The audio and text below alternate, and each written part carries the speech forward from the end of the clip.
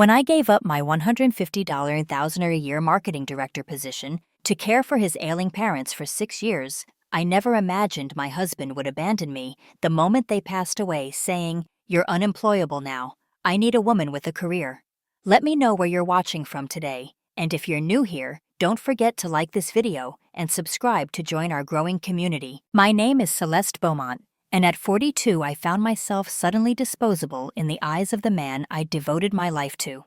I was once a rising star in the marketing world, leading campaigns for Fortune 500 companies from our glass-walled offices in downtown Chicago.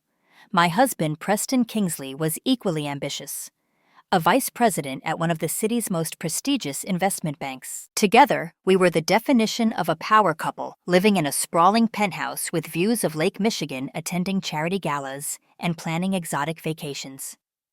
We chose not to have children, focusing instead on our careers and each other. Or so I thought. Looking back, I realize it was always about Preston's career, Preston's ambitions, Preston's image of what our life should be. I remember the exact moment my life changed forever. It was a Thursday evening in March, unusually cold, even for Chicago. Preston had come home early, which was rare. He poured himself a scotch, Macallan 18 his favorite, and gestured for me to join him in the living room. The sun was setting over the lake, painting our white furniture in shades of gold and amber.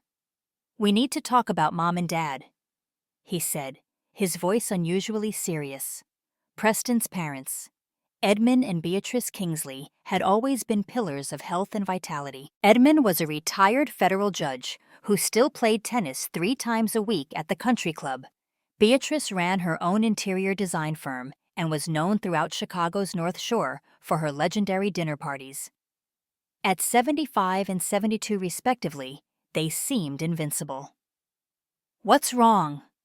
I asked, feeling a knot form in my stomach. Preston took a long sip of his scotch before answering. "Dad's been diagnosed with early-onset Alzheimer's, and Mom." He paused, his jaw tightening. "Mom has stage 3 ovarian cancer." The news hit me like a physical blow. I'd lost my own parents in a car accident when I was in college. Edmund and Beatrice had become my surrogate parents, welcoming me into their family with open arms from the moment Preston introduced me at a 4th of July barbecue 15 years ago.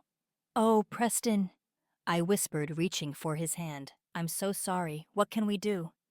That's when he laid out his plan. His sister, Portia, lived in California with her tech entrepreneur husband and 3 young children.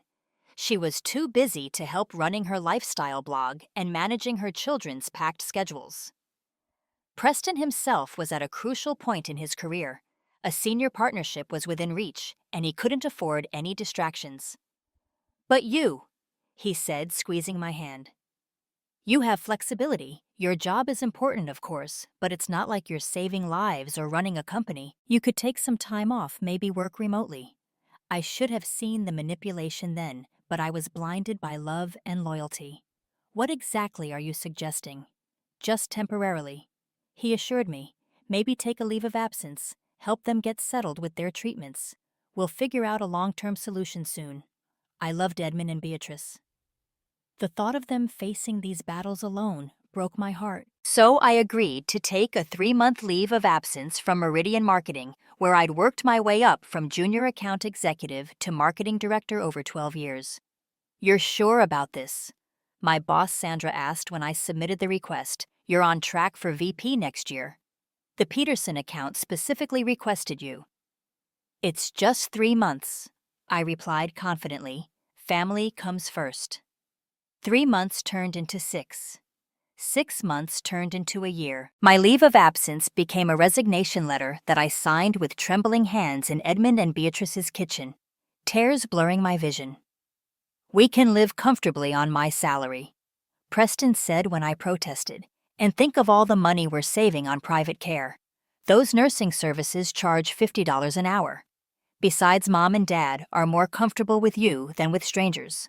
The penthouse was too far from his parents' home in Winnetka, so I moved into their guest room. At first, Preston visited every weekend. He'd arrive Saturday morning with fresh flowers and gourmet groceries from Whole Foods play the devoted son for a few hours, then disappear to handle some urgent work matters in Edmund's study.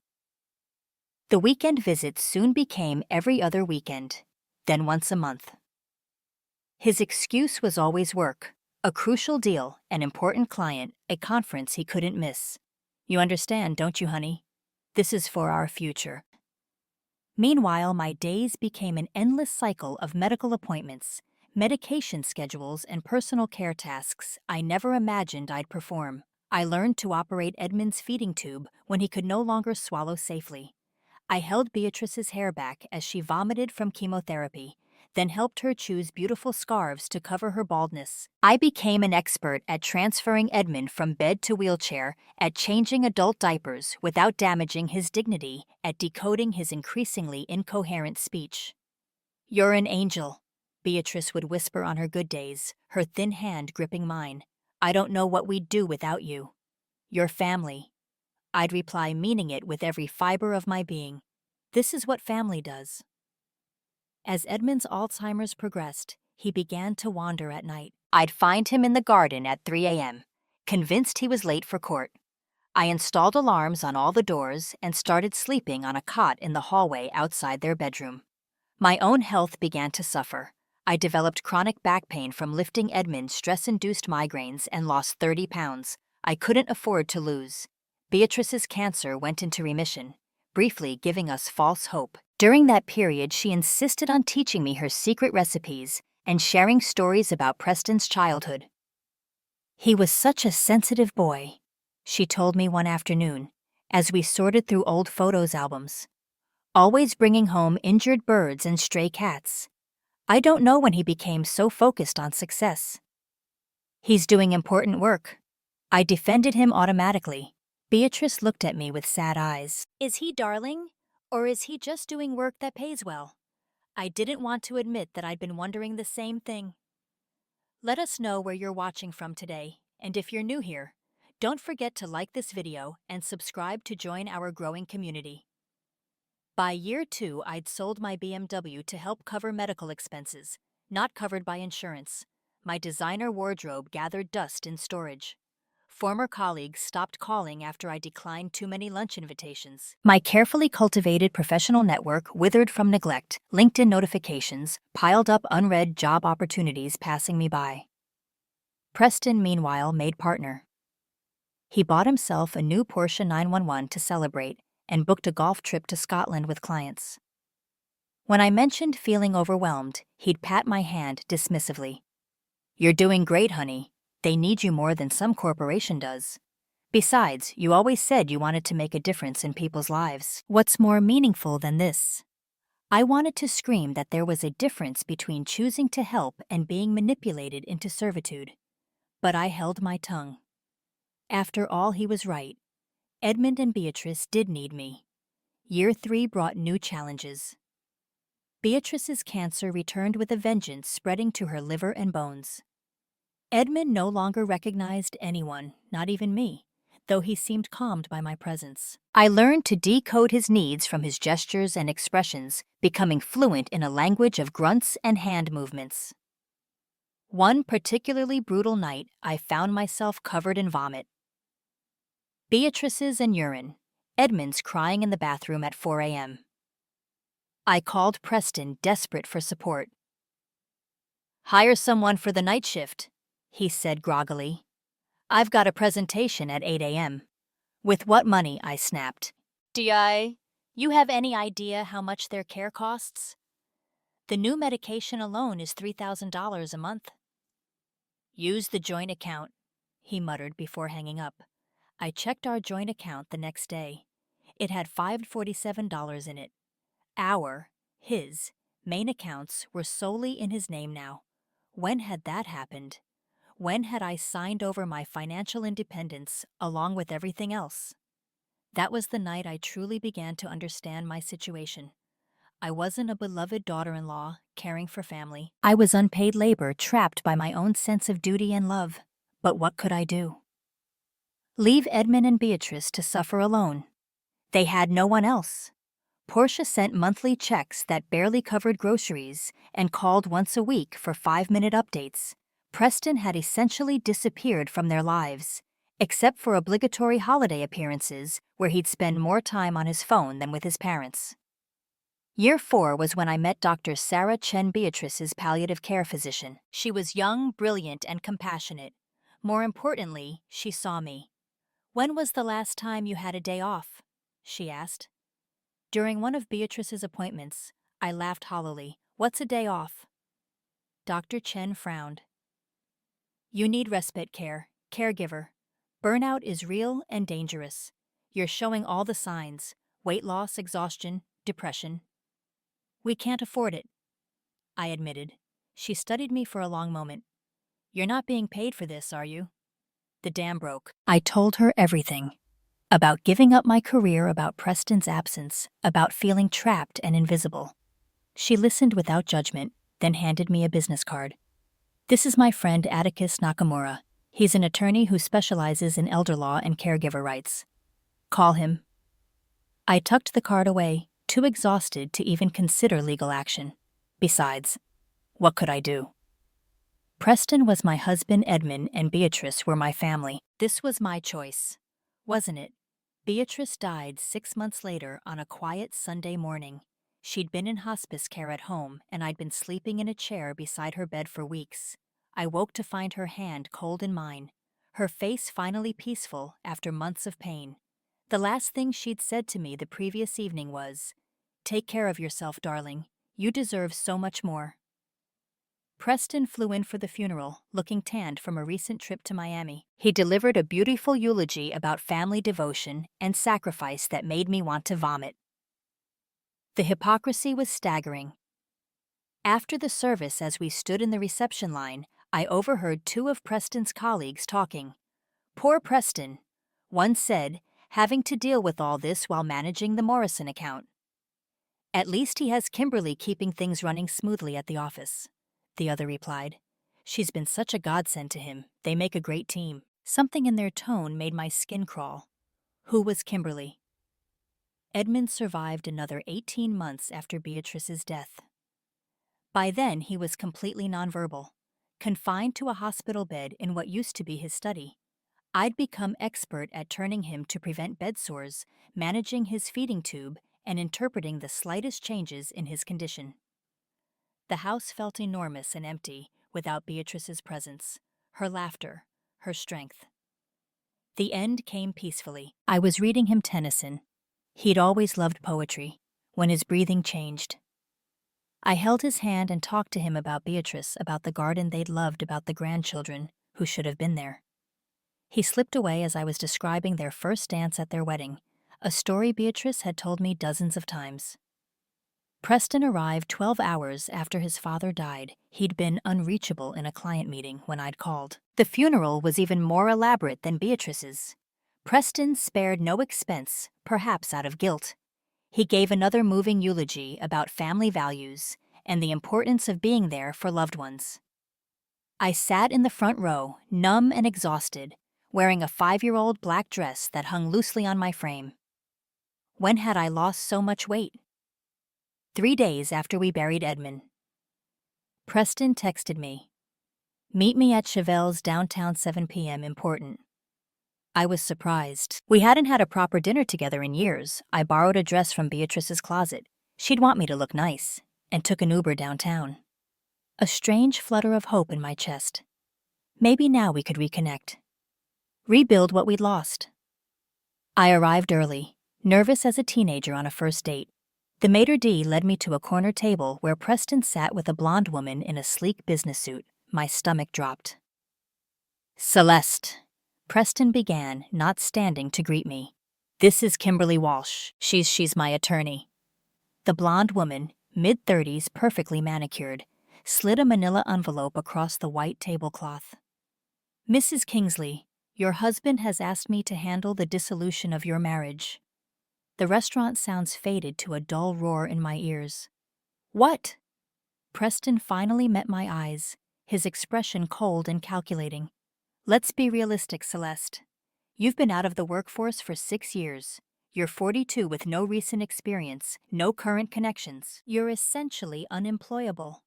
Each word was a dagger, but I I gave up everything to care for your parents. And that was your choice, he said smoothly. I need a partner who can match my ambition, someone who brings something to the table. Kimberly here is helping me structure this in the most advantageous way for both of us. That's when I noticed it. The way Kimberly's hand rested possessively on Preston's arm, the intimate glance they shared. This wasn't just his attorney. How long? I asked, my voice barely a whisper. Preston shifted uncomfortably. That's not relevant to. How long? I repeated louder this time. Nearby diners turned to look. Kimberly lifted her chin defiantly. 2 years. 2 years. While I was bathing his mother, changing his father's diapers, sleeping on hospital cots, he was building a new life with someone else. The betrayal was breathtaking in its cruelty. You planned this.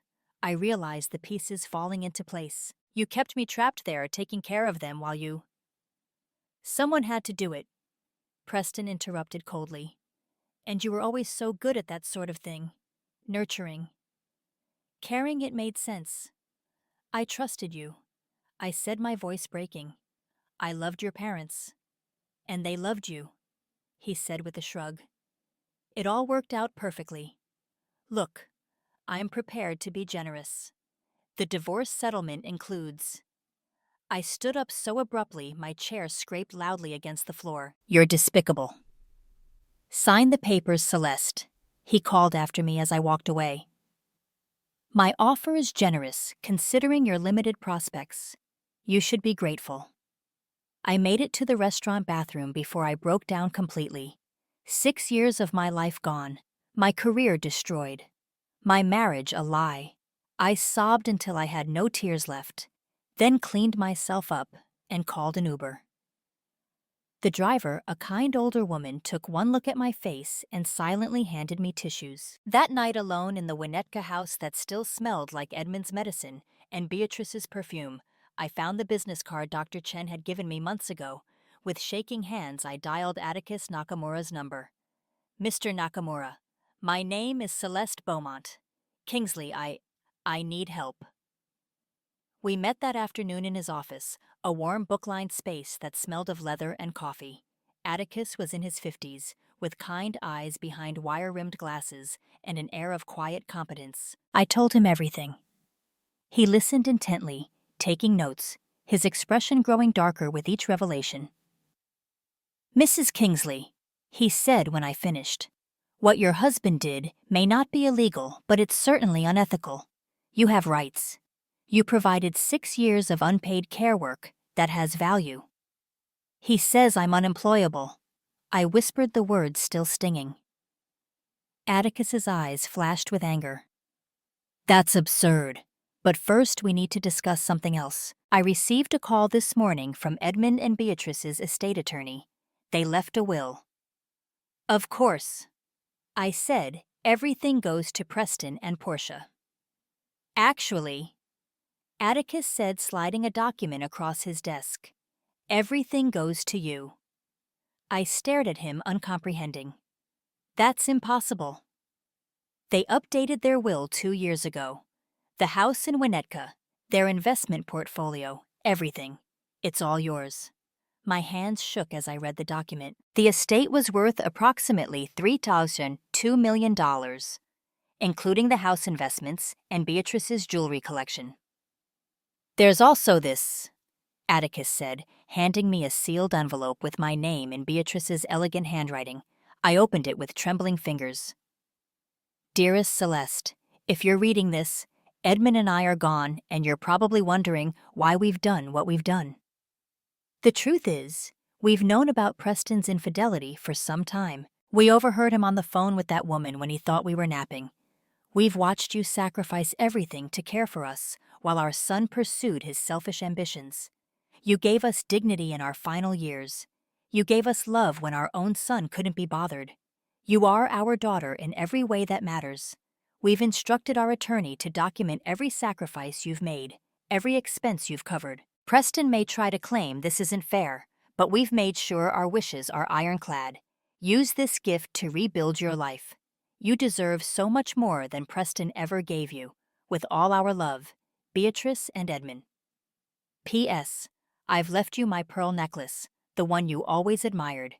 Wear it when you start your new life. I sat in Atticus's office, tears streaming down my face as I read and reread the letter. They had known. They had seen everything. There's more, Atticus said gently. They kept meticulous records of your caregiving. Every doctor's appointment, every night shift, every sacrifice. If Preston contests the will or tries to claim marital assets, we have extensive documentation of your contributions versus his abandonment. He'll fight this, I said. Let him try. Atticus replied with a steely smile. I've been preparing for this since Beatrice first contacted me. We have witness statements from doctors, nurses, neighbors. We have financial records showing you sold your car and depleted your savings while Preston bought luxury goods and took vacations. We have evidence of his affair. He doesn't stand a chance. That evening, I called my old friend Isadora Novak. We'd been close before I disappeared into the world of caregiving. She was now CEO of a tech startup focused on healthcare innovation. Celeste.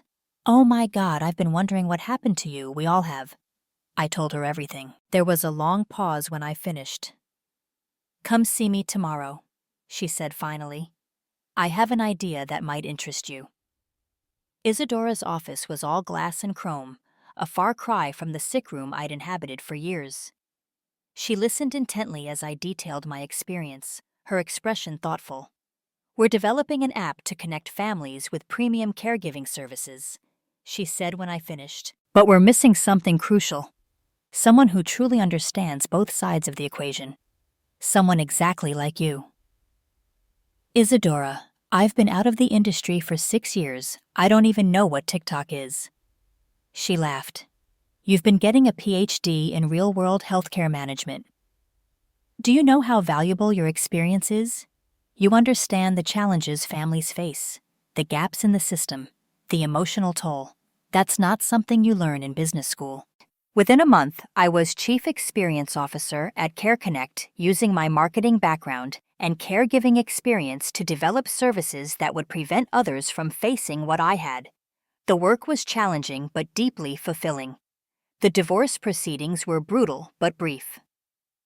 Preston, true to form, tried to claim the inheritance was marital property. He argued that my caregiving was a marital duty that didn't warrant compensation. Atticus destroyed him in court. Your Honor, he said, standing tall before the judge. We have documentation of 290 days of round-the-clock care provided by Mrs. Kingsley. At the market rate of $25 per hour for home health aides, that amounts to $1,003 million in unpaid labor. During this same period, Mr. Kingsley took 47 business trips, 12 vacations, and purchased luxury items totaling $286,000.